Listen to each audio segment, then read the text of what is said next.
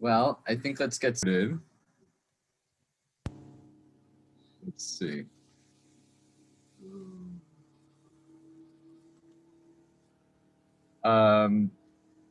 Yeah, so I was putting together this shiur. Can you hear me?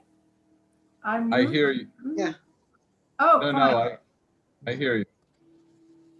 I do hear you. Oh, Hold on, I okay. think I closed my window. Oh, Okay, that blocks out some of the noise. Okay. So I was putting together this shiur, and actually I wanted to show you something. This is a book that I got quite a long time ago. Makbilot b'Mikra. I don't know how available it is anymore. I remember it took me a long time. And here, parallels in the Bible. This is quite a good reference.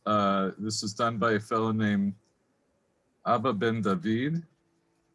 And what he does is he goes through Tanakh and he lines up side by side parallel references in Tanakh.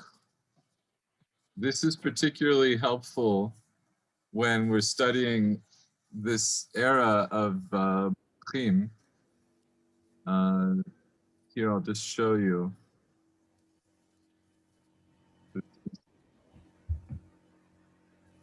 Here, like this page. He has Melachim and Yeshayahu and Divrei Hayamim. And you can see and he puts psukim next to psukim that are the same or nearly the same. And then you see here there's a gap. So that means that in this reference there were things that were left out of the other references. So it's a very easy way of looking all at once at the texts that are parallel. And here the other thing he does, which I think comes across, you see the words that are in red. Those are words that appear. There's like a word that appears. Let's say in one reference it says Hagoyim, and in another reference it says Ha'aratzot. But otherwise the pasuk is the same. It's really it's a marvelous thing, and this was done before the age of computers. So somebody really spent a lot of time working on this. I was going to line up something similar because now it's not that hard to do this by just cutting and pasting things and putting them into columns. But I decided on balance because this is a big topic. I'm sure I bit off more than I can chew for one shiur. And there's certain particular things that I want to get across, but I also want to give as much context as possible. So what we're really going to do, we're mainly going to be looking at Malachim Bet, and we're not going to read through all of these psukim because it's several chapters. That where I began, more or less, is Perek Yud Chet in Malachim Bet till the end. But there are parallels to. Okay, everybody's getting there, and I realized even after Shabbat I could have just sent everybody that reference, but we'll make it. The other references you'll see I'm going to try to bring up. There are references in Sefer Yirmiyahu and Sefer Divrei Hayamim. I have something from Daniel. We'll see how much I managed to squeeze in as we get started.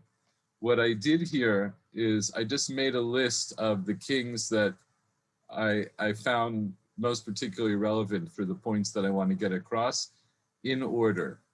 So beginning with beginning with Melech Hizkiah and his son Menashe, his son Amon, his son Yoshiyahu.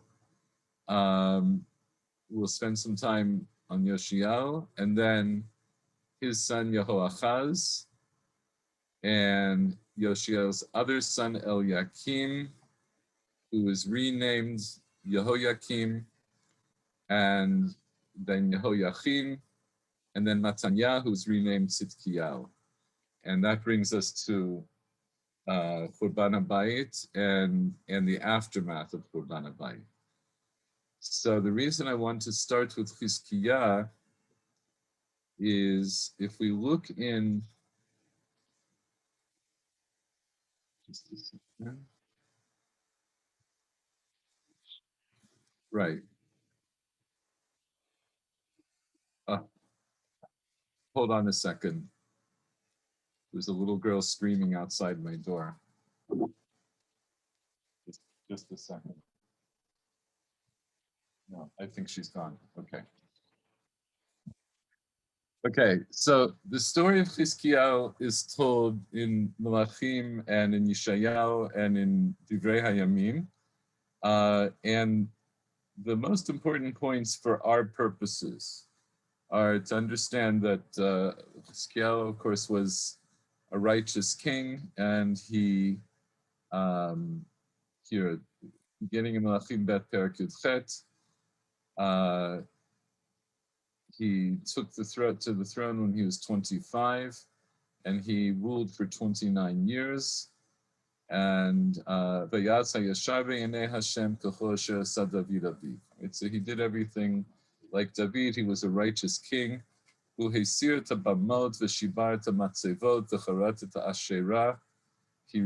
the bamot. You know, the bamot are the, I don't know how they translate that. You know, the bamot are the outside altars, right? They're altars, they call them the high places. Okay, but a bama is a mizbeach that's not in the Beit HaMikdash, and the Torah forbids them from the time that the Beit HaMikdash is to be built. So, and I was thinking about this as I was preparing. We kind of this idea of the bamot is it's a central theme in. It goes through a lot of nach, right? That there were times and places where the bamot were very widespread. The Torah forbids them even if you're sacrificing to Hashem. And we touched on this a little bit in kind of roundabout way a while ago when we were looking at the perek after it's the second perek, as it were, of Achrei Mot, the perek that talks about not to sacrifice to the Seirim. That was a reference to this idea of sacrificing out, out and about. So removal of the bamot is a central issue. It's a very important issue. And as I say, even if you were sacrificing to Hashem, it was still forbidden.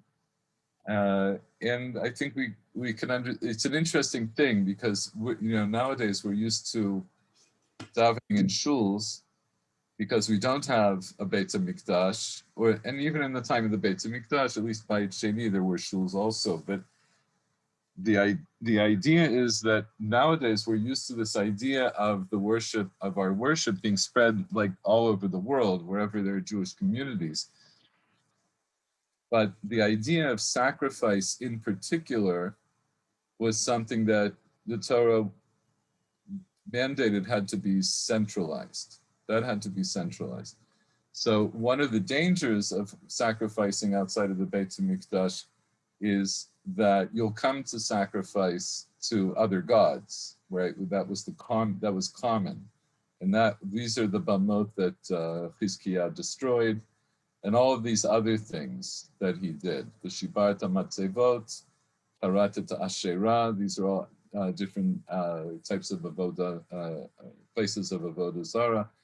And in here, famously, the Chitad Nechash and Nechoshet, the Sheretz HaMoshe, which we just read about, the snake of copper that Moshe had made. He cut that up. Ki ad hayamim hahem hayu bnei Yisrael mekatrim lo, vayikra lo nechushtan. Until his time, people were offering to it, to this Nachash and Nechoshet. Okay, so B'Hashem Elokei Yisrael Batach, and so forth. We're not going to go through all of this pasuk by pasuk. So it was in his time that Shalmaneser comes, the king of Ashur, he comes and attacks Shomron and besieges it. And at the end of 3 years of, which is the 6th year of Chizkiah's reign, which was the 9th year of the reign of Hoshea, who was the king of Israel, Nilkadah Shomron. So finally Shomron falls, and this is when the 10 tribes are put into exile. And why were they put into exile? Right?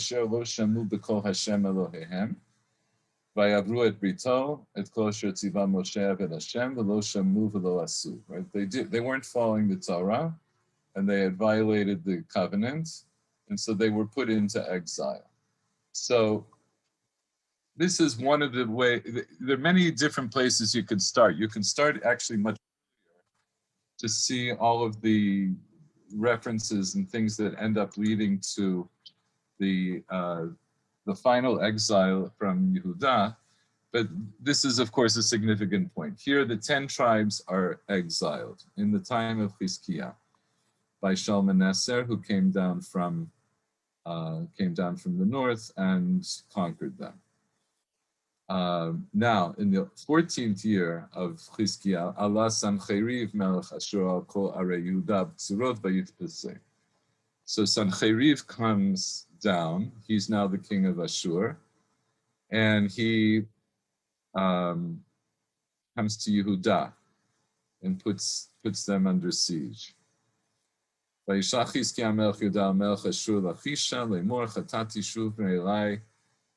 so he asks him to, he says, I sinned against you, I want you, but please leave. So Melech Ashur, Sancheriv, puts a fine, basically, or a tax of 300 kikar kesef, 300 talents of silver, ushoshim kikar zahav, 30 talents of gold. So, Vayitem Chizkiah kol hakesef animtza beit Hashem uvotzrot beit HaMelech. Chizkiah gives all of the silver that's in Beit Hashem, that was in the Beit HaMikdash, and also from his personal treasures of the house of the king. And he went so far as Vayetahi kitzatz Chizkiah et dalto techal Hashem v'yeta omnot asher tzipah Chizkiah melech Yehuda vayitnem lemelech Ashur. He started to actually dismantle certain parts of the Beit HaMikdash as part of this tribute that he had to give to Sancheriv.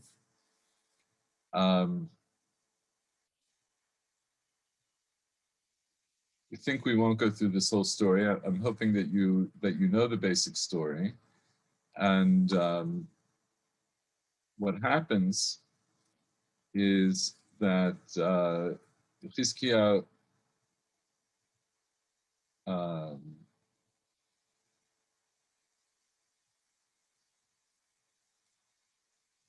prays, essentially, and Hashem hears his prayer, and he sends some kind of a plague to the army of Sancheriv, and according to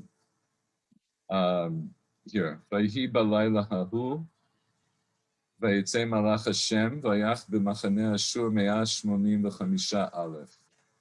So a malach came on that night, and he killed in the camp of Ashur 185,000 troops. And by Shkimu Baboker, they got up in the morning, I guess whoever was left, and all of them, all of the people who woke up saw around them, there are all these dead bodies. So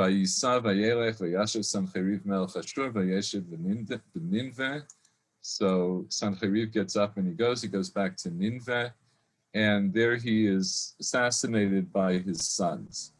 And this was predicted. Yeshayahu said that Sancheriv, this would be the end of Sancheriv, and that's the end of Sancheriv. Now, the story here goes apparently a little bit out of order, because beginning in chapter 20, we have this is when Chizkiyahu is ill, and he's Vayamim Ahem Chala Chizkiyahu Lamut. Chizkiyahu became deathly ill.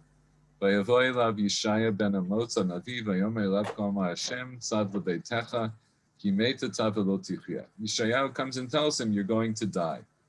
Rashi says, Bayamim Ahem Shosha Yamim Lifnei Mapalato Shel Sancheriv. This happened 3 days before what we just read at the end of the previous chapter, the downfall of Sancheriv. So here we have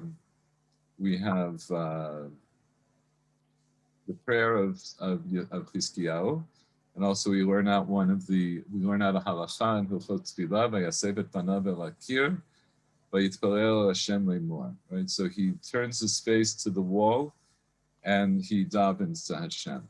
So this is a source that the Gemara in Brachos brings to say that when you daven, you shouldn't have anything between you and the wall. That's aside. So he says this little prayer, Ana Hashem zacharna et asher hitalachti lefenecha be'emet v'levav shalem v'hatov be'enecha asiti v'yef Chizkiyahu b'chi gadol. So he asks Hashem to remember how he went before him in truth and with a whole heart, and he did what was good in Hashem's eyes, and then he cries a great cry. And Yeshayahu had not yet left Chatzer HaTichona. In other words, he'd already left the palace, but he was like in an outer courtyard. And Hashem tells him, go back and tell Chizkiyahu that I heard your prayer, and in 3 days you will be better. I'm going to add 15 years to your life. I'm going to save you from the king of Ashur, which we saw in the previous chapter. I'll protect this city for me, uleman David Avdi.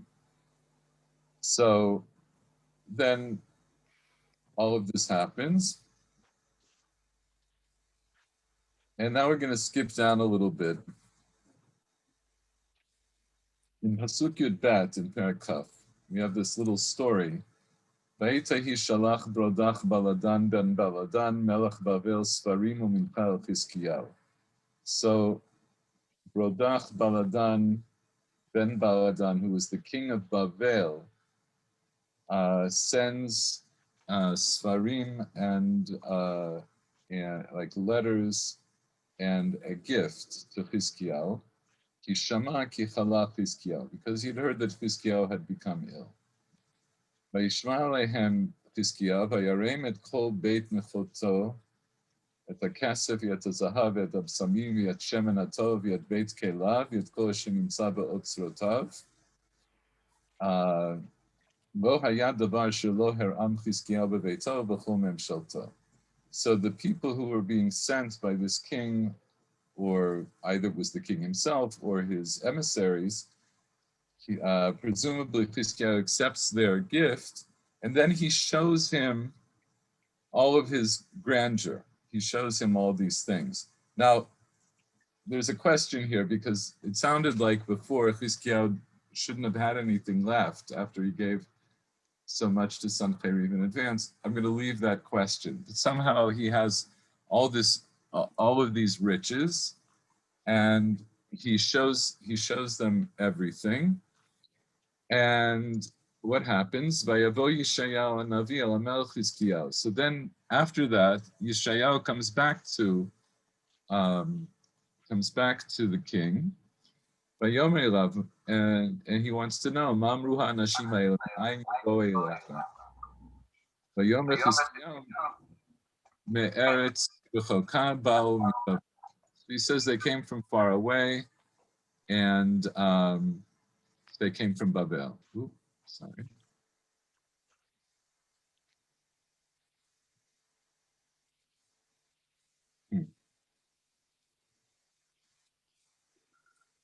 And then Yeshaya says to him, "Ma'ra'u b'veitecha." What did they see in your house? And so he says, everything that was in my house that they saw, there was nothing in my house that I didn't show them from my treasures.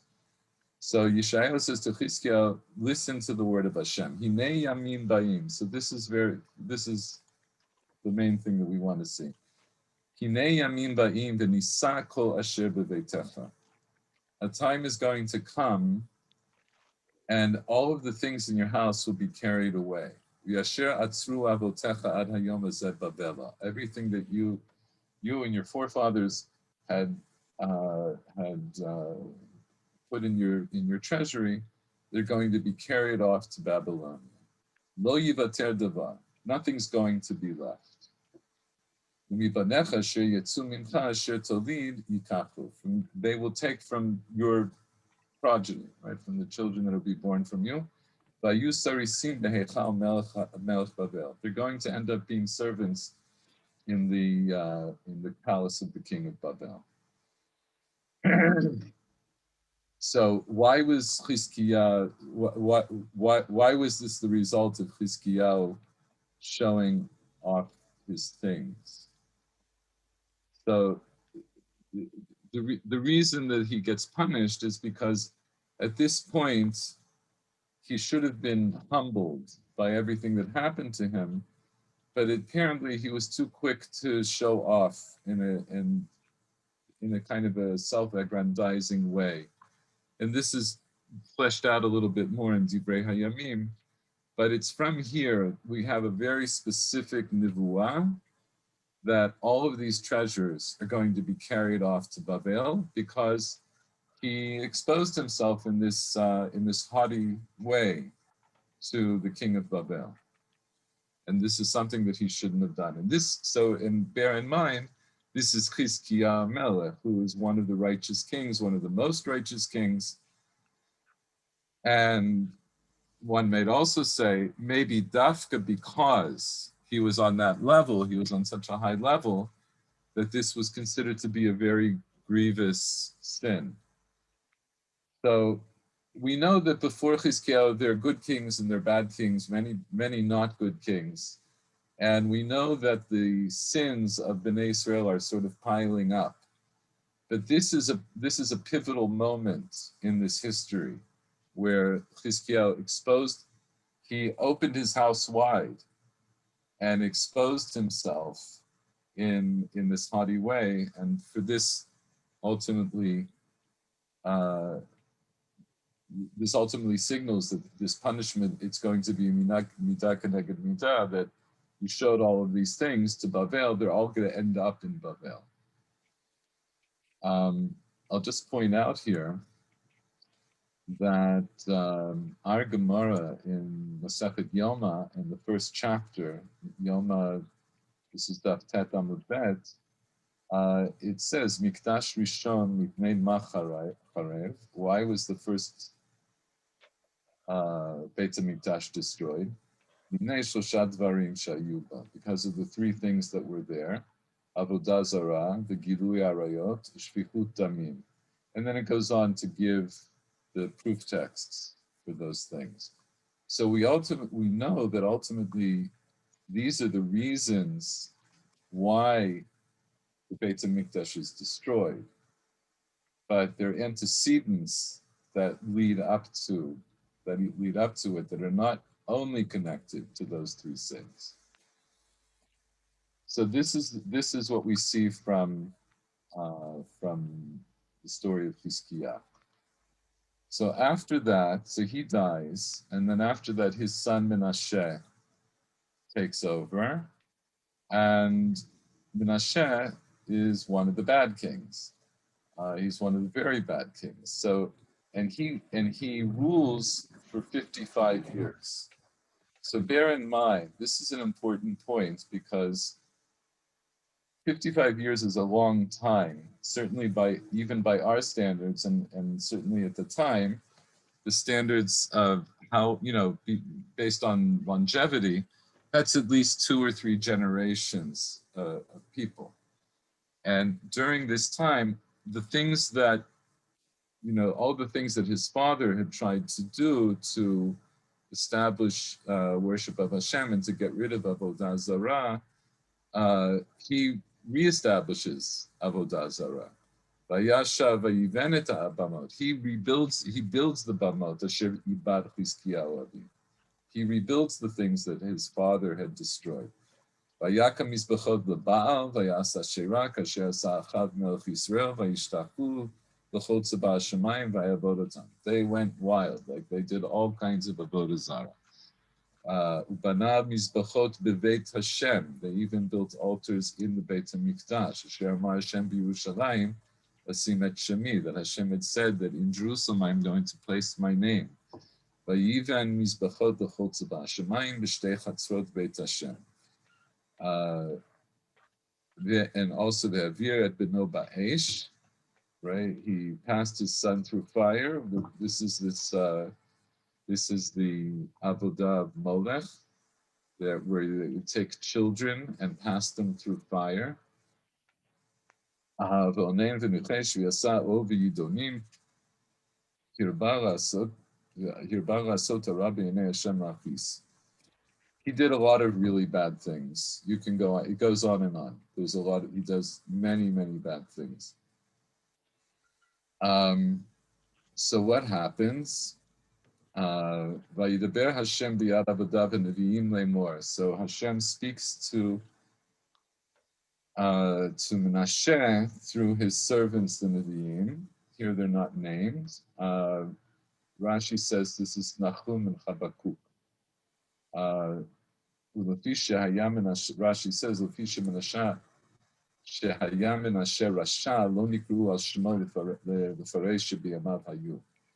So their names are not mentioned because essentially the record of it doesn't want to record them as having any direct association with Menashe, because he was so evil.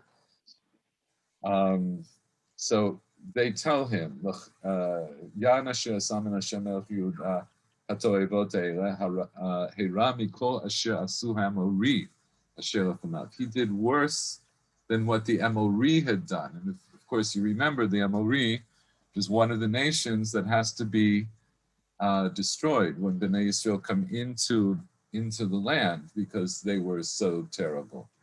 Vayachti gamet Yehuda b'gilulav, and now he's made even, and he's now made even Yehuda to sin with this avodah zarah. Chen kol amar Hashem Elokei Yisrael hineni mevi ra'al Yerushalayim Yehuda asher kol shom'a titzalna shtei aznav. I'm going to bring something that's so bad that whoever hears it, their ears will, they translate tingle, right? Like they'll be at sleal, they'll be like, it'll be overwhelming to hear what happened to Yerushalayim. And here he describes that essentially that Yerushalayim is going to be destroyed. And he also mentions, this is one of the, besides Avodah Zarah, v'gam dam nakina shafach Menashe harbe ma'od. Menashe also committed essentially a lot of murder, right? He killed people who were innocent. Ad asher mileit Yerushalayim pe le'peh, until the Yerushalayim was filled mouth to mouth with the blood of these people. Levad mechatato asher hechti et Yehuda lasot torah b'nei Hashem, aside from all the avodah zarah that he did. So,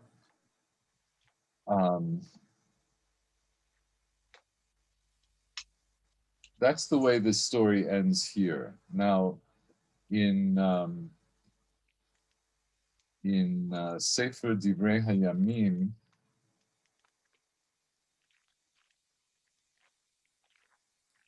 I'm not going to pull it up now because I thought I had it ready, but I don't. We find out that Menashe actually does tshuva before he dies. He does tshuva, and he's restored to his kingdom, and he dies in a state of tshuva. Now, this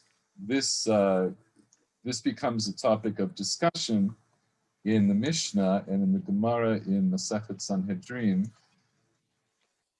I think I have this here.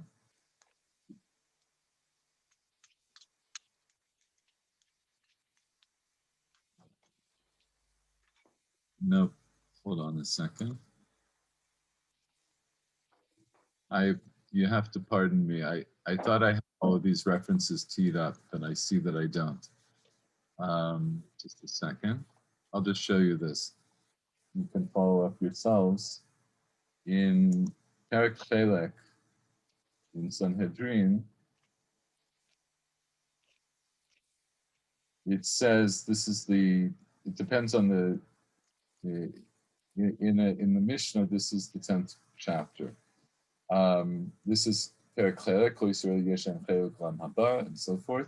So the second Mishnah, Shlosha Melachim va'Arba Hediotot Ein Lahem Chelek L'Olam Haba. There are 3 kings and 3 civilians that don't get a portion of the world to come. The 3 kings were Yaravam, Achav, and Menashe.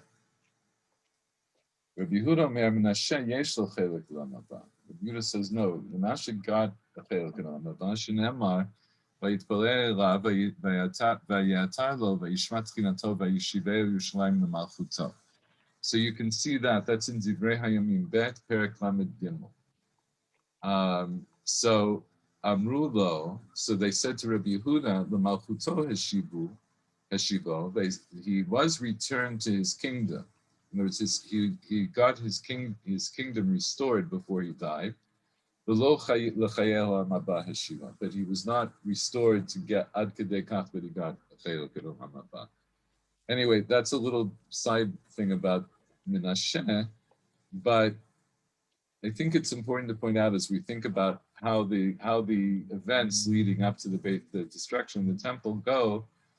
We see already in Chizkiyahu there's kind of this crack because of what he did to show off his wealth to the emissaries of the king of Babel. Then we have, and so despite all of the good things that Chizkiyahu did, his son Menashe goes out of his way to destroy that work. And even though at the end of his life he tries to he does tshuva. You can look at the psukim in Divrei Hayamim, but the truth is he got the ball rolling, and things never really, things don't go back to a better time in the next generation, because then his son is Ammon, and Ammon was also not a good king, and he also does all the terrible things like his father did. But his son Yoshiyahu, then he becomes king. And Yoshiyahu is a good king. And Yoshiyahu's story is intricate, so I'm not going to go through all of it either. But let's get some of the main points. So here we are in Melachim Bet Perek Chaf Bet. Ben Shmona Shanim Shana Yoshiyahu b'malcho. He was 8 years old when he ascended the throne, and then he was king for 31 years. And his mother's name was Yedida bat Adaya miBatzkat. And Vayasa Yashar b'nei Hashem. He did that which was straight, that which was right in the eyes of Hashem. Vayelech b'chol derech David aviv. And he did everything like his forefather David did. So in other words, he's like Chizkiyahu, where it also says that he went in the way of David. But those Sarya minus small, he didn't go right or left. All right, so then we have this incident later on in his rule when the Sefer Torah is found in the Mikdash. So this is a tricky story. We could spend a long time on it. There are different opinions about exactly what happened. But what we know is, we'll just read the version as it appears here in Melachim Bet. Yoshiyahu, in the 18th year of King Yoshiyahu, the king sent to Shaphan ben Atzalyahu ben Meshulam HaSofer, Beit Hashem Lemor. So there was this Sofer, Shaphan ben Atzalyahu. So the king sends him this message. He says, go up to Hilkiyahu Kohen HaGadol, go up to the high priest Hilkiyahu. He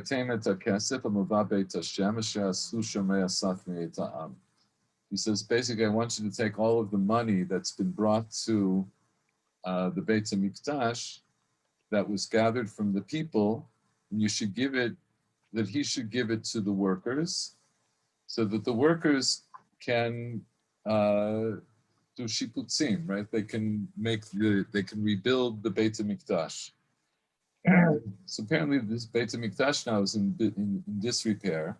We went through 55 years of Menashe, and I don't remember how many years of Amon, and we saw that, you know, in the time of Menashe, that there were Mizbachot Avodah Zarah that were put there, and it was not a place that was Ra'ui, right? It wasn't really fit to be the Beit HaMikdash as it should be. So Yoshiyahu invests all of the money to be put into the rebuilding of the temple. And so he sends through the Sofer to tell this to Hilkiyahu Kohen HaGadol. So Hilkiyahu, the high priest, says to Shaphan HaSofer, Sefer Torah matzati bebeit Hashem. I found the Sefer Torah in Beit Hashem. Vayitein Hilkiyahu to Sefer El Shaphan vayikra. Hilkiyahu gives the Sefer Torah to Shaphan, and he reads it. So a lot of questions that come up here. What is Sefer HaTorah? What exactly did he find? How did he find it? And so forth. There are a lot of different questions here. One of the approaches to this is that there's a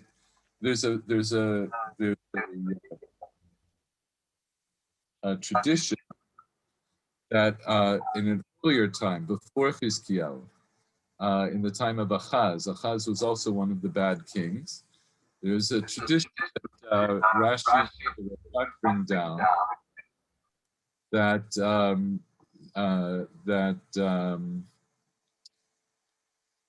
Achaz burnt the Sefer Torah. He set fire to the Sefer Torah. The Girsa that we have in our Gemara doesn't attribute that to Achaz, but nonetheless, you see this in Rashi, in the Radak, they attribute this to Achaz. And there's a question, what did that mean? Did he burn all of the Sifrei Torah? Were there no Sifrei Torah left? So one way of understanding this is that, oh, by the way, and it says about, I think it was Menashe, I think the Gemara says about Menashe, that he took the Sifrei Torah and he cut out all the names of Hashem and he replaced them with names of Avodah Zarah. Right? So that's a Gemara also. It's in Perek Chelek, the Gemara in Perek Chelek. The reason I'm anticipating some questions which I actually haven't been brought up yet, but you see, I'm assuming that you know the story. The story is that Shaphan reads the book. Right, so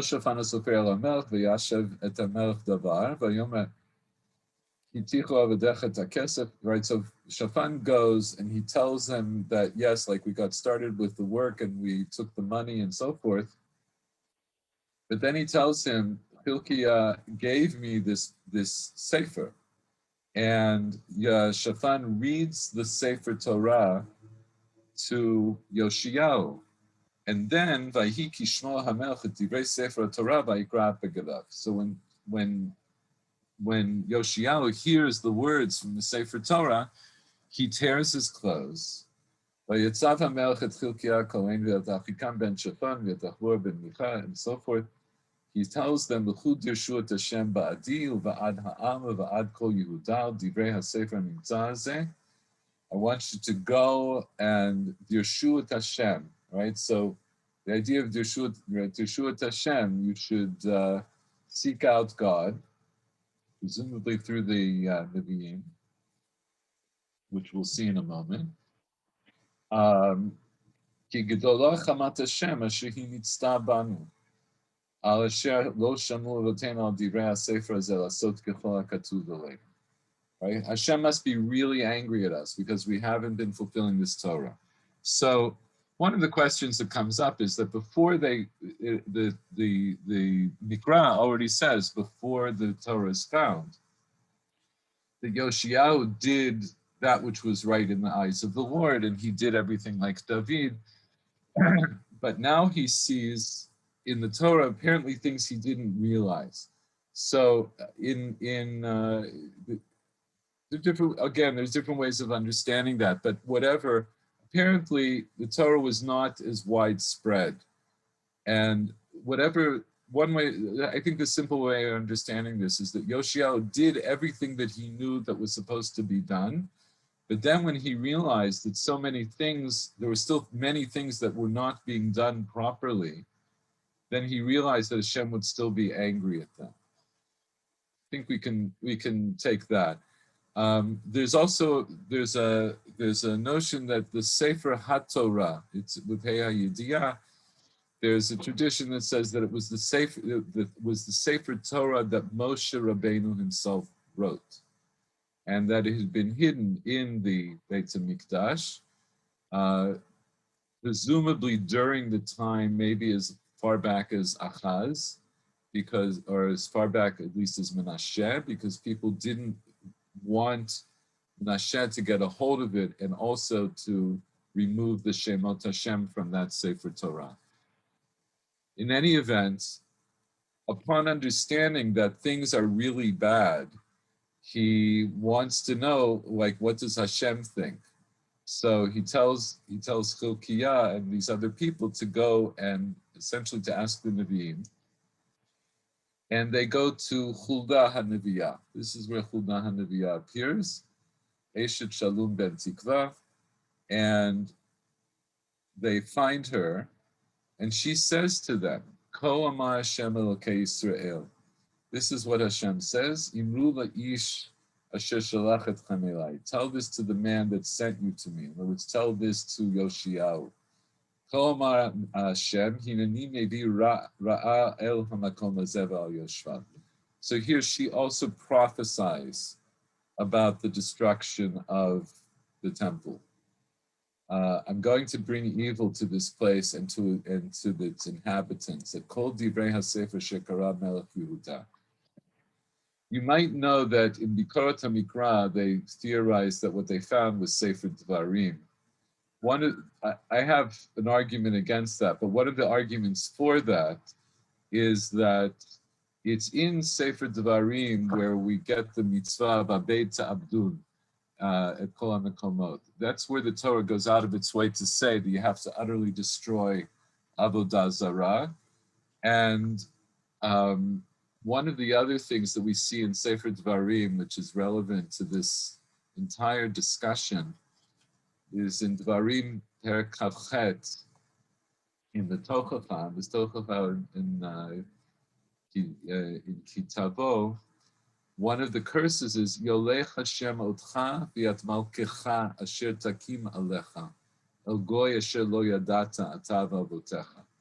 One of the curses that's in that Tochacha is that Hashem is going to lead you and your king that you're going to place upon yourselves to a nation that you did not know, you and your forefathers. You're going to worship other gods there out of wood and stone.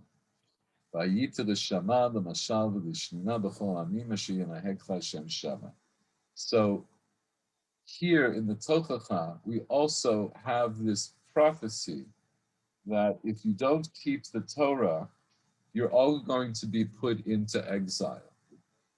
So this is also something, whether it was the whole Torah or just Sefer Dvarim, but this is something that maybe also Nogea Lalev, Now Yoshiao understands if they're not doing everything right, he and all of his people are going to be put into exile. And this is what Huldah is telling them. So she says, this is what's going to happen.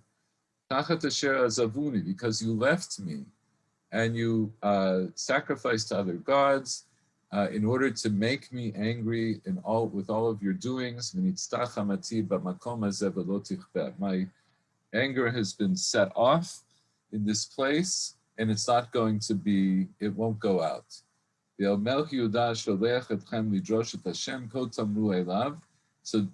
tell this to the king of Yehuda, these things, tell him these things that you heard. And this is specifically for Yoshiel. Yan rach lebavcha, since your heart was soft, vatikana mipnei Hashem, and you bowed before, right? You prostrated yourself or bowed before Hashem. B'shamacha asher dibarti al hamakom hazeh, when you heard that I spoke about this place, ve'al yoshvav liyot l'shama v'likala, to hear about its inhabitants, that they would be put to desolation and to curse.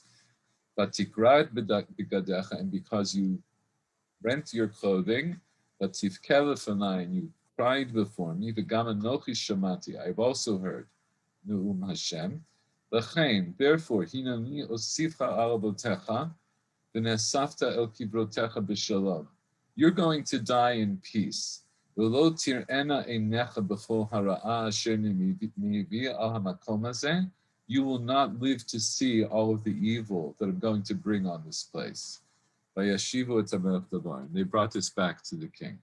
So Yoshiyahu, on the one hand, in his time, hears this very explicit prophecy about the destruction of Yerushalayim and the destruction of the temple because of all the terrible things that had been done before. But because he had gone out of his way to do tshuva, he's not going to actually live to see it. So he gets saved from it. It also implies that had Yoshiyahu not been a good king, presumably the destruction would have come much earlier. Yoshiyahu, right? Because things were already breaking down. After Menashe, after Oman, things are very, very much breaking down. And now we see things are on their way. So it's possible to understand that Yoshiyahu staved off the destruction for at least the time that he was alive. So what happens next?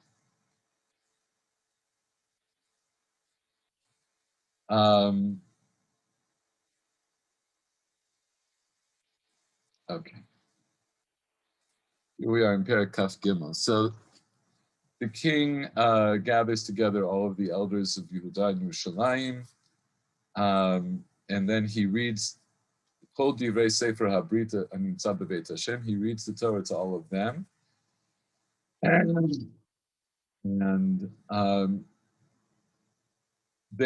then he goes about doing all the things that he wants to do. Vayitzav HaMelech Hilkiah Kohen Gadol Kohen HaMishneh Yet Shomrei Asaf L'Tzi Me'echal Hashem Et Kol HaKelim HaAsuyim L'Baal V'Asherah.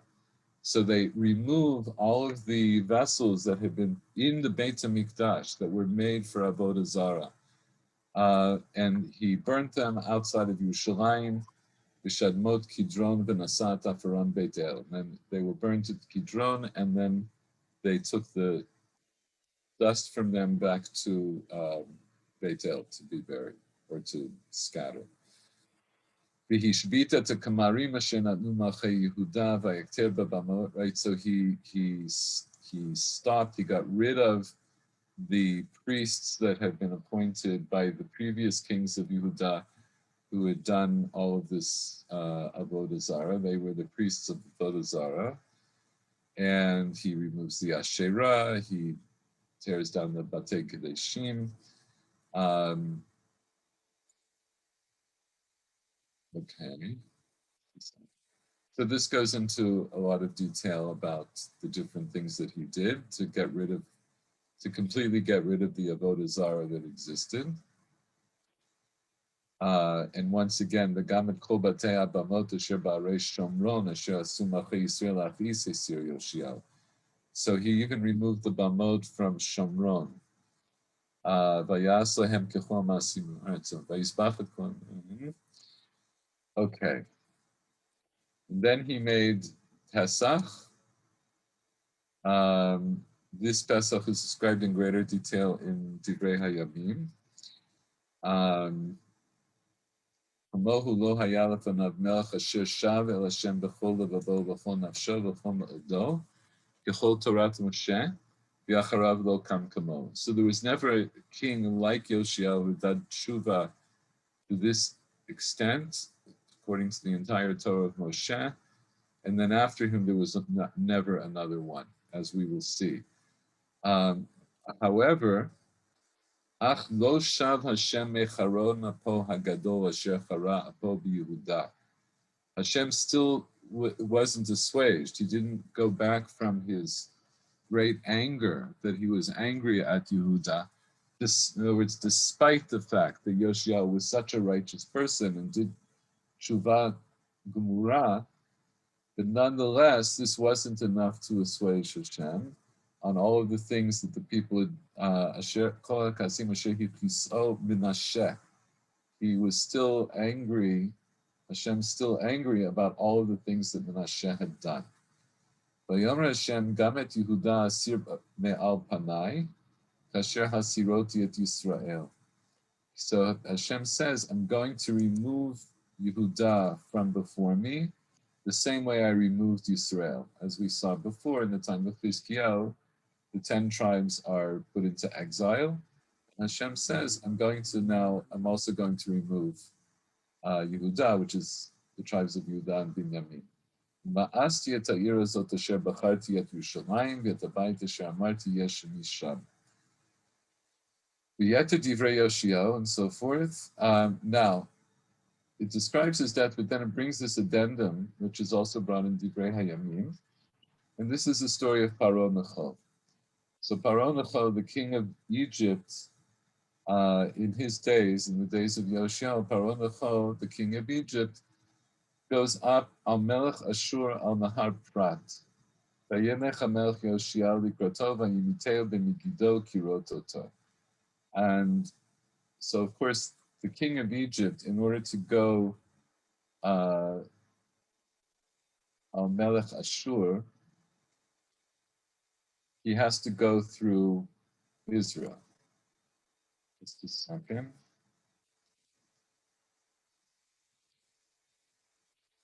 I copied these maps. So I copied these maps from also a very good book, which is it's the atlas from the Da'at Mikra series. I don't have Da'at Mikra, but I got the atlas. It's a very good atlas. This shows you the routes that Paro Necho takes. So basically, until this time, the politics of this is that Mitzrayim is the dominant power from Egypt all the way essentially through Mesopotamia. But now they're being challenged by Bavel. And Paro Necho goes up to support, if I remember correctly, he goes up to support Melech Ashur, who's, I'm not sure if it's not clear to me exactly what the relationship is, except that they had some kind of a covenant between them. I think the idea was that, again, that really Egypt is the dominant power, and Ashur was under their domination, and so part of the responsibility of being being an emperor like that is, if he was an emperor or some kind of ruler like that, you have to protect the people that you consider to be under your domination. So he goes up to fight against Bavel, and they meet at Karkamish. right? So this is on the Euphrates River, on the Har Prat. They meet at Karkamish, and coming here, actually, I think the way the story goes is they do go all the way to Haran, but then they're pushed back, and they're pushed back by Bavel. Bavel crosses over at Karkamish and defeats Paro Necho. And so Paro Necho then has to beat back, he has to go back to Egypt, and that's what he does. He goes back to Egypt, and essentially from that time on, uh, he begins to cede power in this area. So we'll see a little bit more about that now back in the text. Yeah. So this story here about Paro Necho, hold on a second. This is Yahoo.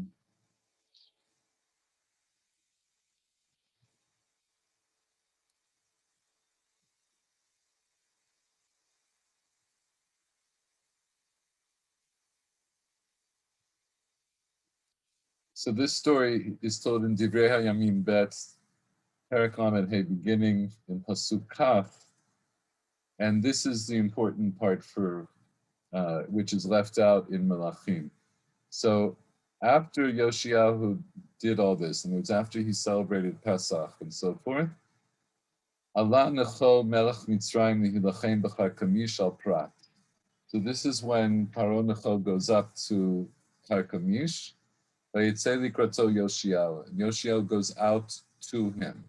In other words, Yoshiyahu goes out to challenge Paro Necho, who's going through his land. So Paro Necho sends him a message, and he says, listen, I have nothing against you. We have no quarrel. What is with you? What is with me and you, the king of Yehuda? Lo alecha tem hayom ata hayom ki el beit milchamti. I'm not coming up to fight against you today. I'm going to where I need to do battle. Ve'elohim amar lebahaleni. Hadalecha me'elohim asher imi va'al yashchitecha. So basically says to him, back off. I won't do anything to you. Just let me go through Israel.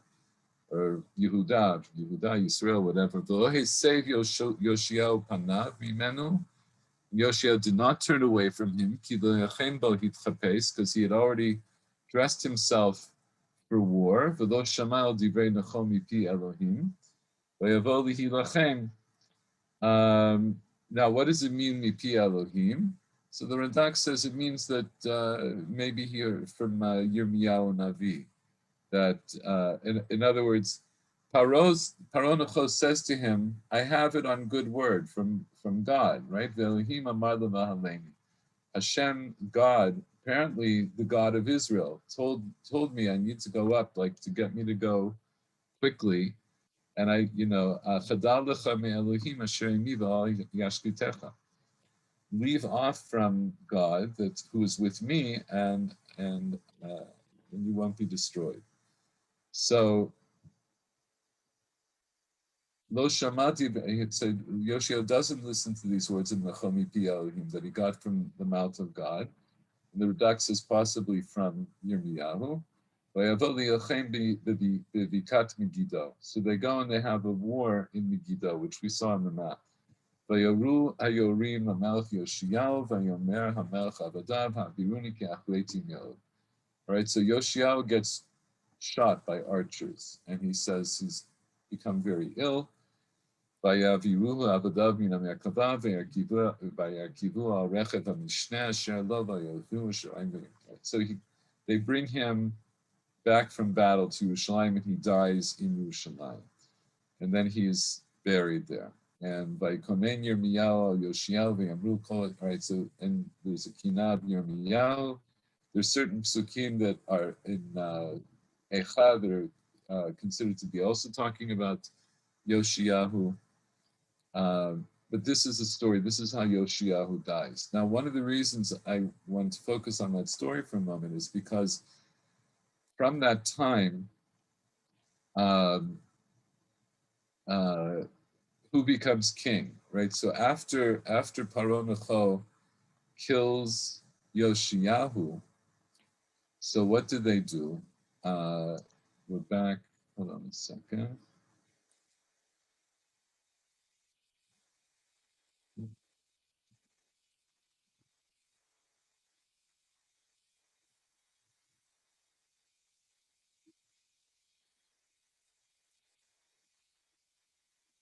Okay, so what happens back here in, we'll just continue from Malachim.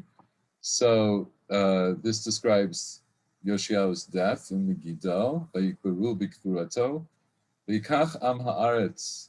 So they took one of the people, or he took one of the people. So who took one of the people? Presumably Paro Necho now appoints the next king. So he appoints Yehoachaz, the son of Yoshiahu, presumably because he knows that in order for a king to be accepted, he has to have royal lineage. But Yehoachaz is apparently not the next in line. He was younger than, as we'll see, the next one who's appointed. But it's significant now. Paro Necho is put the king in charge. He is now installed the king. And he was anointed, and he took his reign after his father, in place of his father. This is one of the indications here. The fact that he was anointed is an indication that he wasn't necessarily going to be the next king, because the halacha is that a king who is the son of a king does not need Mashiach.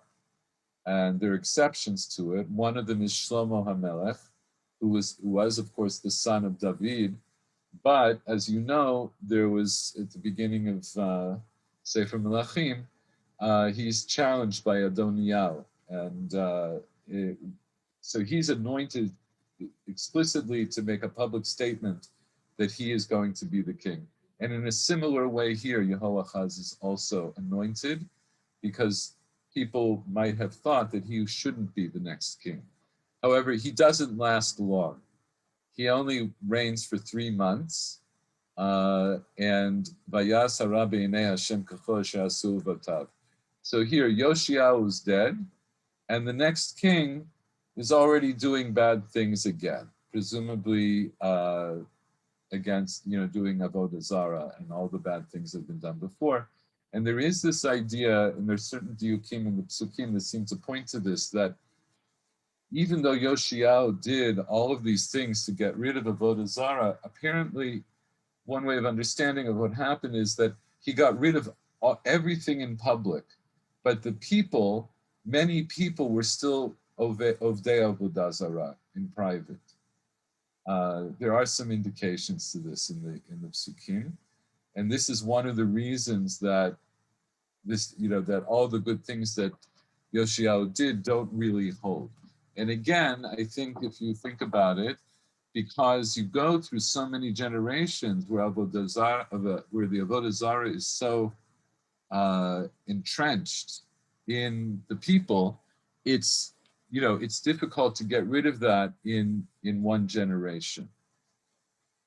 So Yehoachaz lasts for 3 months, and apparently he also wasn't so good with his with his master Paro Necho. So Vayasrei Paro Necho berivla be'eretz chamat minoch b'Yerushalayim. Paro Necho imprisons him, and he also levies a fine against the whole country. And so Paro Necho now installs, instead of him, Eliakim ben Yoshiyahu. Eliakim apparently was the Bechor, Tachat Yoshiyahu Aviv. Vayasevet Shmo Yehoyakim. He gives him the name Yehoyakim.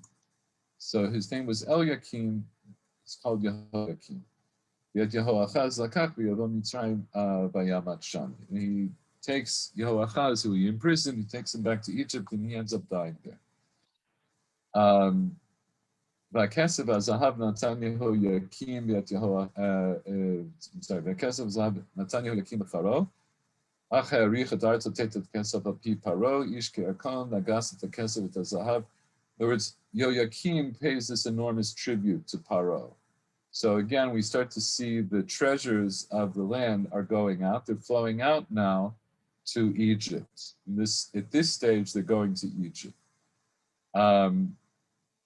So he was 25 when he took the reign.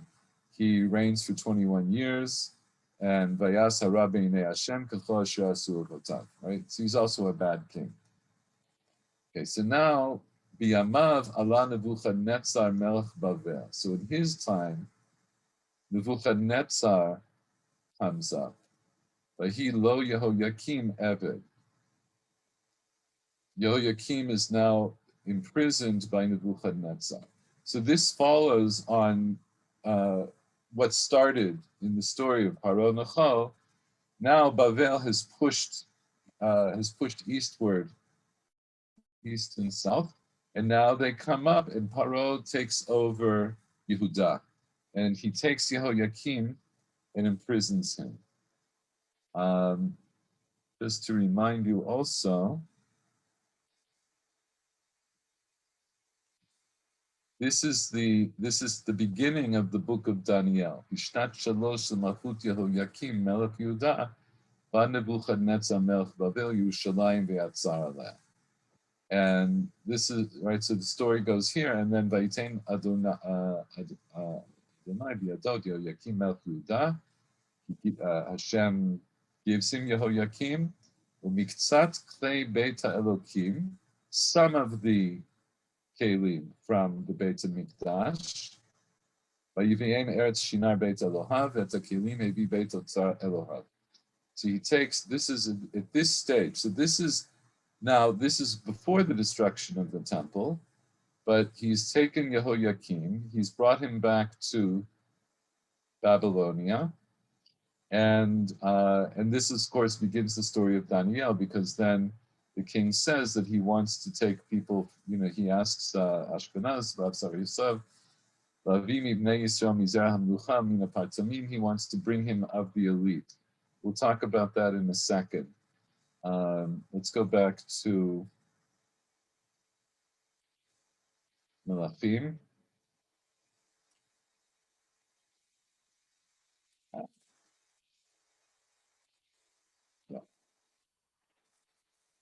Okay.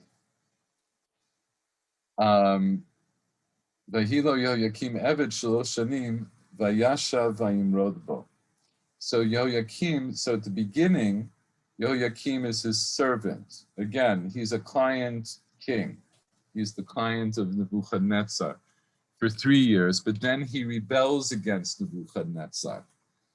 Vayishalach Hashem bo et gedudei Chasdim, v'et gedudei Aram, v'et gedudei Moab, v'et gedudei Bnei Ammon, vayishalchem bihuda laha'abido.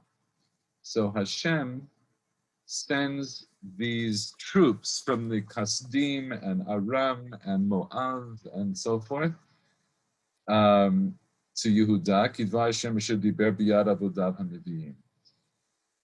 So who are all these people? So presumably also these other nations are now under they're under Bavel. So they're going in to do the fighting for Bavel. They're more closely situated.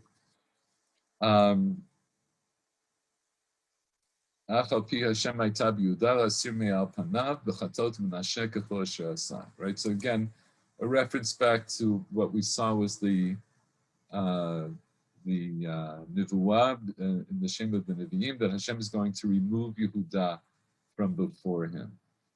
And because of all the things that Menashe did, and because of the Dam Hanakiya Shefach, and so forth.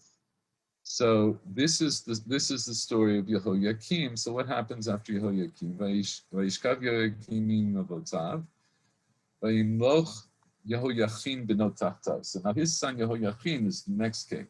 So this is not yet. This is not yet the uh, the final blow. It's not the main exile. Just a second. So what happens? Vayetze Yehoiachin melech Yehuda al melech Babel. הוא ואימו ועבדיו ושריו וסריסיו, ויקח אותו מלך בבל בשנת 8 למלכו. Wait, I skipped a little bit. I should just to put this into, to skip this. Ben 18 shana Yoyachin b'malcho. Yoyachin was 18. Oh, I'm sorry. Let me just add in one other thing here. Just end off this political aspect. So by this time, in other words, Babel has now pushed so far east, the king of Egypt no longer leaves Egypt. He had conquered all the way from the Euphrates to Nachal Mitzrayim. There are different opinions about where Nachal Mitzrayim is, but it's obviously close to Mitzrayim. He took over all of the sphere of influence of Egypt until that time.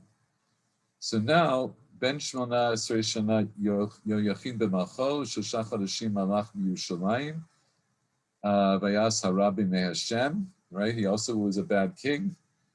And at that time, Alu Abdei Nebuchadnezzar Melech Babel Yerushalayim v'tavo ha'ir b'matzor. So then they come and they put the city under siege. So apparently also Yehoiachin doesn't get along with Nebuchadnezzar. Nebuchadnezzar comes to the city with his servants, with his avadim, and they besiege it.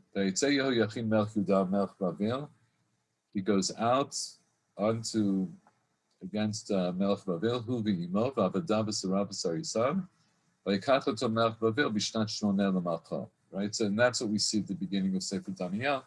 This is the imprisonment and the exile of Yehoiachin and the royal family. And now, what also goes? Vayotzei misham et kol otzrot Beit Hashem v'otzrot Beit HaMelech, all of the treasures of the Beit HaMikdash, the treasures of the house of the king, vaykatzetz et kol klei hazahav asher asah Shlomo Melech Yisrael b'Eichal Hashem, all of the special kelim that Shlomo had made, v'higla et kol Yerushalayim, et kol hasarim, et kol giborei hachayil, aseret alafim goleh. So all of the ministers, basically, at this stage, it's all of the elite that are put into exile, and this is it's a strategy, right? In other words, now, until now, Babel was willing, just like Paro Necho was certainly willing to let Yehuda be under Yoshiyahu, had Yoshiyahu not gone against him. And he was still willing to let it be under his son. But then, okay, Mitzrayim is now out of the picture because Babel has come. And Babel, same thing. They were perfectly, Nebuchadnezzar was perfectly willing to leave Yerushalayim as a client state with their own lineage of kings, but under his control, right? But it doesn't work out because each of the kings that gets appointed by him rebel. So now he's fed up. Second time, it's like, this is too much. He goes in and he takes the king, he takes the whole household, he takes all of the elites, 10,000. And by removing all of the elite, he presumably is now going to dramatically reduce the possibility of a rebellion, of further rebellion. He's taken all of the important people. Basically, he took all of the craftspeople, right? This is an important thing. Lo nishar zulat dalat am haaretz. The only people are left or they say, save the poorest sort of the people of the land, right? The dalim of the land. So the only people who are left now are probably like, the farmers and the people who lived in the countryside. Those are the only people who are left. Vayegel et Yoyachan Bavela, so he goes to, Yoyachin is exiled to Bavel, and so forth, with all of his household, and all of these other people that we mentioned. Vayamlech Melech Bavel et Matanya Dodo Tachtav, Vayasev et Shmot Tzidkiyahu. So he puts into place Matanya, who's also of a royal lineage, and he gives him the name Tzidkiyahu. So he's appointing another king, but Tzidkiyahu also doesn't work out, right? But now Tzidkiyahu, of course, is now king of Yerushalayim under greatly reduced circumstances. All of the best of his army has been exiled, and all of the, basically the intelligentsia and the craftspeople, and you need the craftspeople if you're going to wage war against the dominant superpower of the time. You need the people to make the weapons and to do all the calculations and all of this. It's all gone. But nonetheless, Tzidkiyahu doesn't want to bow down. So he's also, to begin with, a bad king. And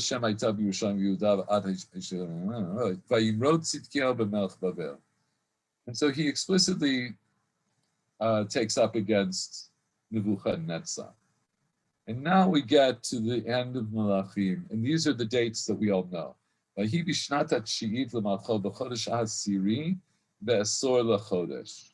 So this is Asara B'Tevet.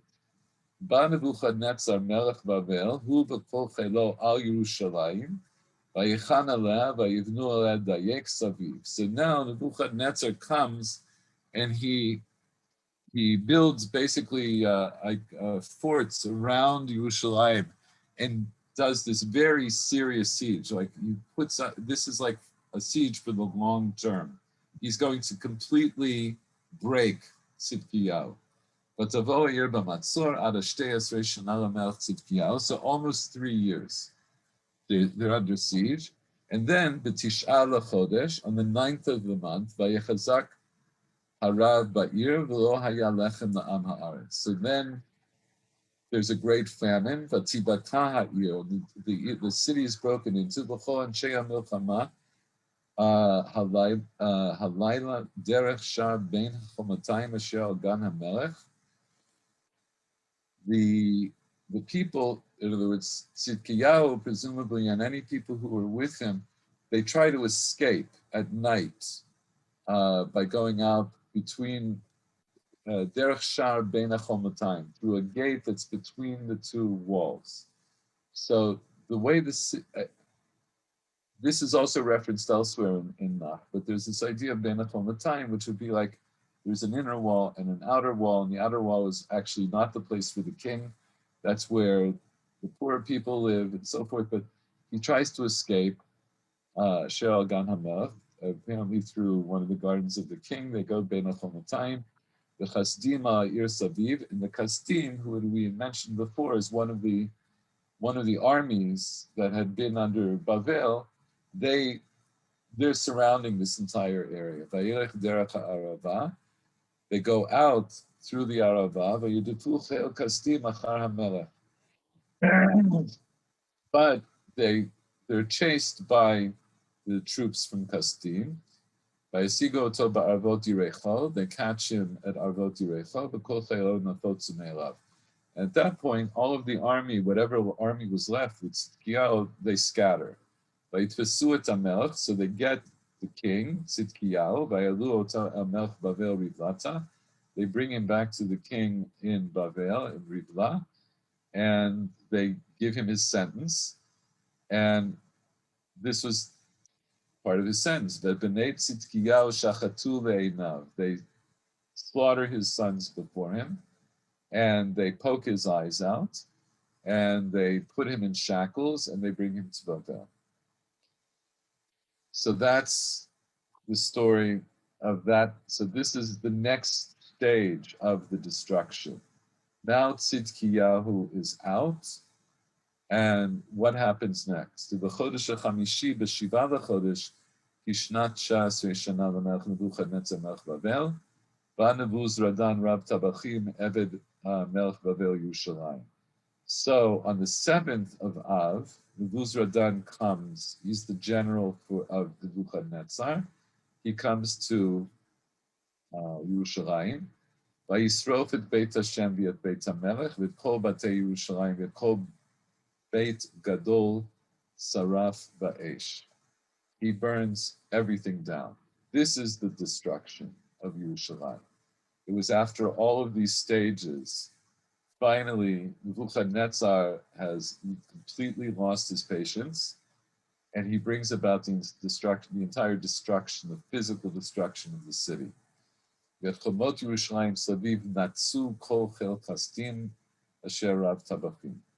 Kastim break down the walls. Yet Yeter ha'am hanisharim ba'ir v'tanoflim asher naflu ha'melech Bavel v'yeter ha'amon hegla nebuz radan rab tabachim. So basically, all the other people he puts into exile. Midarat ha'aretz yishir rab tabachim lechormim u'yodbim. So now the darat ha'aretz. So we already have the darat ha'aretz. So this is supposed to be the darat ha'aretz. And these are really like the stragglers, the hangers on. He lets them stay basically to take care of like the crops and what, to take care of the vineyards and the crops. That Amudei, and then he takes apart Amudei Nechoshet from Beit Hashem, the two great pillars from the Temple of Shlomo. V'et Mechonot, v'et Yama Nechoshet, the Yam Shel Shlomo, which was the big pool that he had made. They break that down and they bring all of the copper to Bavel. And it goes on, that Sirot, that Ayim, that Zamrot, that Kapot, that Kol Klei Nechoshet, that Shirishatu Bam Lakachu. Presumably, all of the gold and silver things had already been taken, and now they're taking all of the copper things. Yet the Machtot and Mizerkot, Asher Zahav Zahav, Asher Kesef Kesef, Lakach Rav Tabachim. I spoke a little too soon, right? There was still some gold and silver, but we know that already in the earlier stage that some of the kelim had been taken, and now they're taking everything else. Okay, we don't have to go through all the specifics of everything they took. I just want to finish off.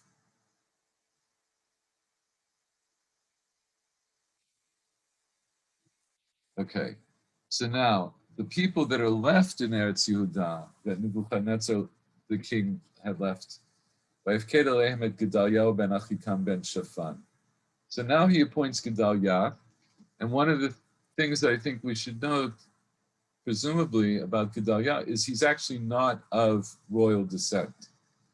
So he's there to be, like a governor, but I think Nebuchadnezzar learned this lesson that as long as you keep appointing people who feel that they have a right to the throne, they're going to keep rebelling against you. So now he appoints somebody who knows that he doesn't have any particular right to the throne. His only authority really comes from Nebuchadnezzar. So, and we know what happens. He gets assassinated, and that's Vayhi b'chodesh hashvi'i, Yishmael ben Netanyah ben Elishama, in the 7th month, in Tishrei, Vayaku et Gedaliah vayamot.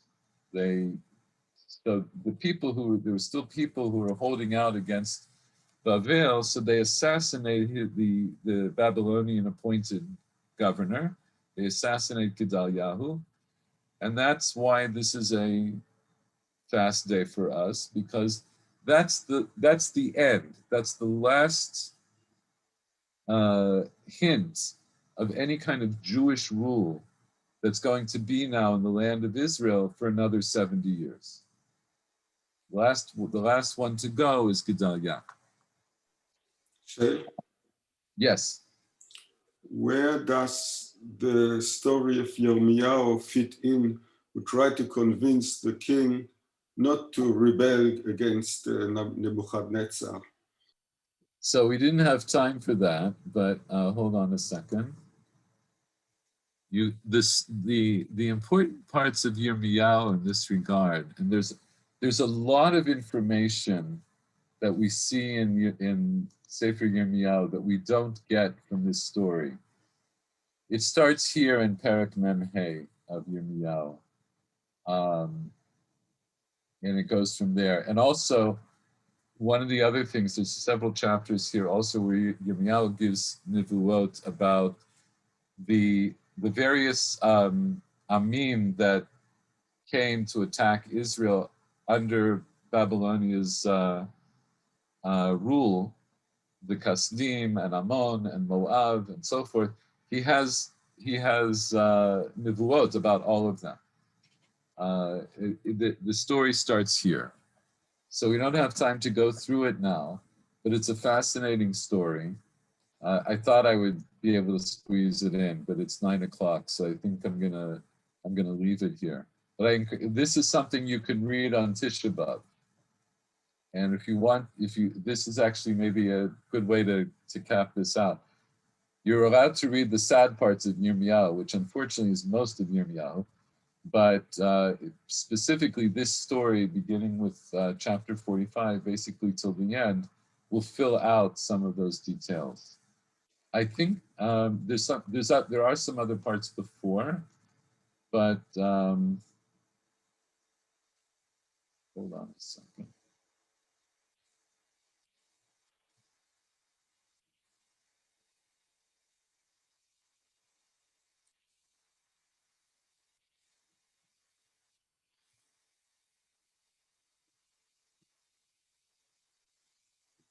Just a second.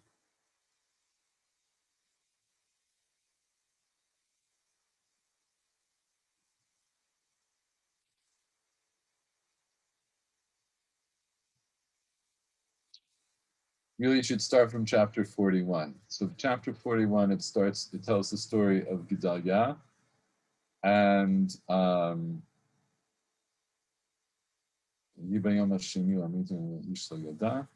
it tells a little bit more, it expands the story a little bit.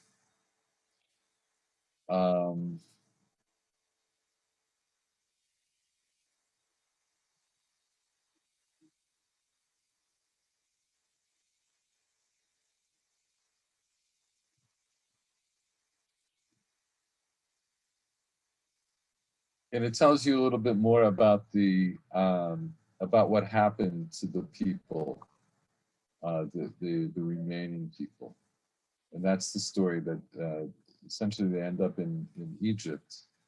They flee to Egypt, right? So now Egypt is going to be a safe, as it were, a sanctuary, a safe place against Babel, because Egypt is the enemy of Babel.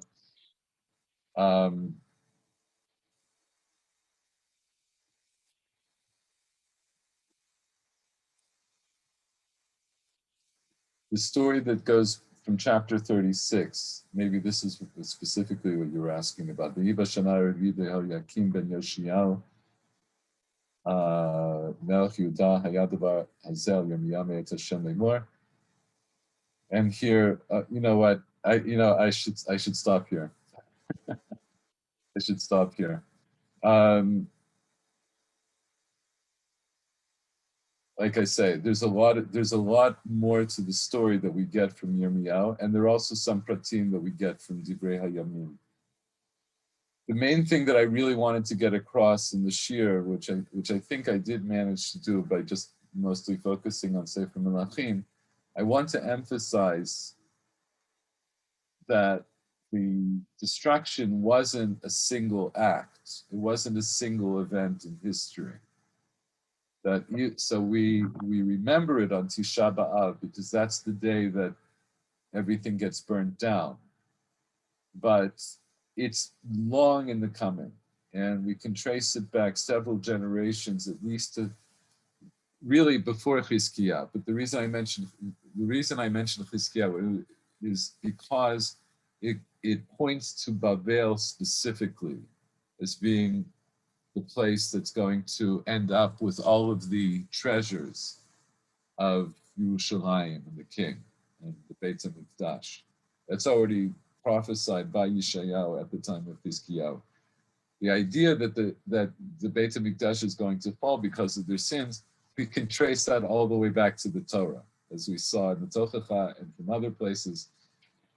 So people know that this is going to happen who want to acknowledge that it's going to happen. Presumably the Nevi'im understand that this is going to happen, and we know along the way there are Nevi'im that say this is what's going to happen.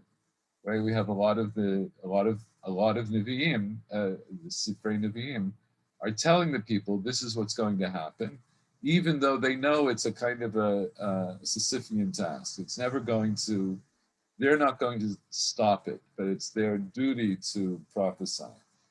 But then we see, one of the other things I find fascinating about this story is the politics of the region. All the things that seemingly had nothing to do with Yehuda or with the, with the Jews or even with Israel, they all come together at a certain point to bring Nebuchadnezzar onto Israel, and he is the one through whom the Galut is manifested. And there's a medrash that's brought in Echa Rabati that, in fact, Hashem sent, I think he sent a raven to Nebuchadnezzar every year for 14 years, telling him to go and destroy Yerushalayim. And each time Nebuchadnezzar refuses because he says, I know what you did to Paro, right? And what's the idea? In the Brit Bein HaBetarim, Abraham already knows that Goy Yezarecha Be'eretz Lo Lahem. So presumably somebody has to do the shiabud of Bnei Abraham in the future. So it turns out that that's Paro. Paro is the one who fulfills that part of the prophecy of the Brit Bein HaBetarim. And so you should say, so the question arises, why should Paro have been punished? He was just doing God's will to fulfill the Brit Bein HaBetarim. This is the Rambam talks about in Hilchot Tshuva, and other people as well. That one of the answers is that Paro did much more than he had to. He made their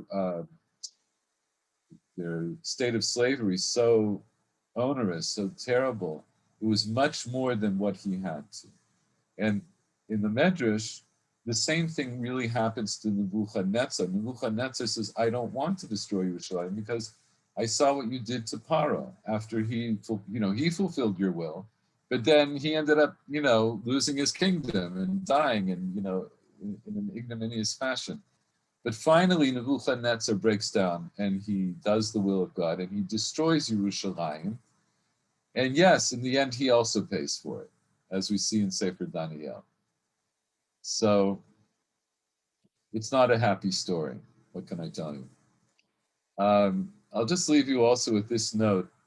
And this is topic of a much wider discussion.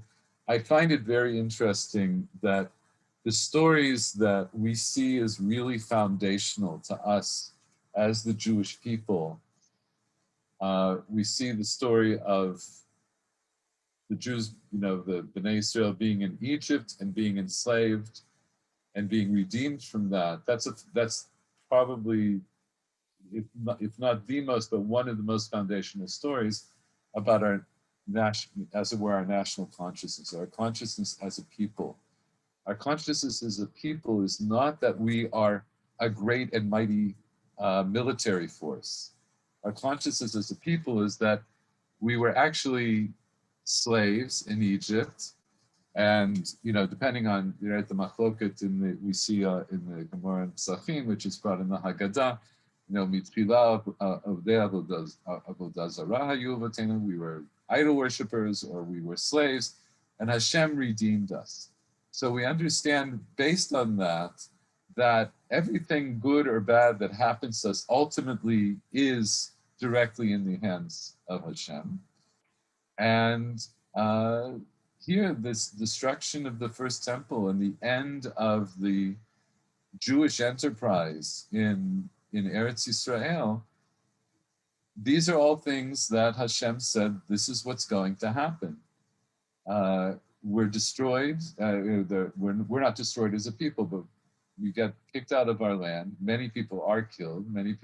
Most of the people are exiled. And the only way we come back is, again, not because we are great and mighty conquerors. We come back because the next 70 years are politically very, very complicated. But it ends up that Koresh becomes the king, and he ends up ruling this whole area, and he decrees that we should be able to go back. So we should be humbled, I think, by this story as many other stories. And you might know that Chazal say that in Acharita Yamim, that Nevi'im will be, that Nach basically will be Batel, except for Megillat Esther. And I think it's the Baal Torah Tamima who says that, because really Nach, even though, yes, it brings a lot of history and it has, all of these intrigues and so forth, really these are all Sifrei Musar. This is really what we get from these books. And as we see, as you learn through Sefer Melachim, at every stage, it says, and the rest of what happened to this king, that's written on, the chronicles of the kings of Judah. So we know that it's not supposed to be a complete history. It's supposed to be enough of the history to give us the Musar Haskel of what we should learn from all of this. Anyway, everybody should have a good week, and Mashiach should come between now and Motzei Shabbos, so we don't have to fast.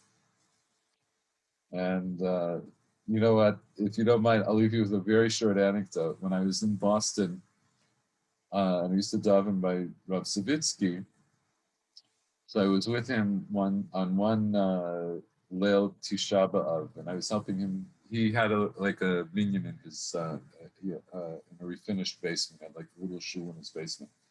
So I was helping him put back the Sidurim, the Kinot, and so somebody had left behind. This is back in the late 70s, early 80s, and this is like at the beginning of the Art Scroll era. And somebody had brought, if it was either Art Scroll or something like Art Scroll, this very beautifully printed keynote with notes and everything. And he looked at it and he said that, in Europe, at the end of Tisha B'Av, people would take their keynotes and put them into the Geniza because they fervently believed that next year they wouldn't need them. And he says, and here, people are making them beautiful. He couldn't understand how such a thing could happen. So, thank you, everybody. Thank you. Good night. Thank you. Good night. Bye-bye.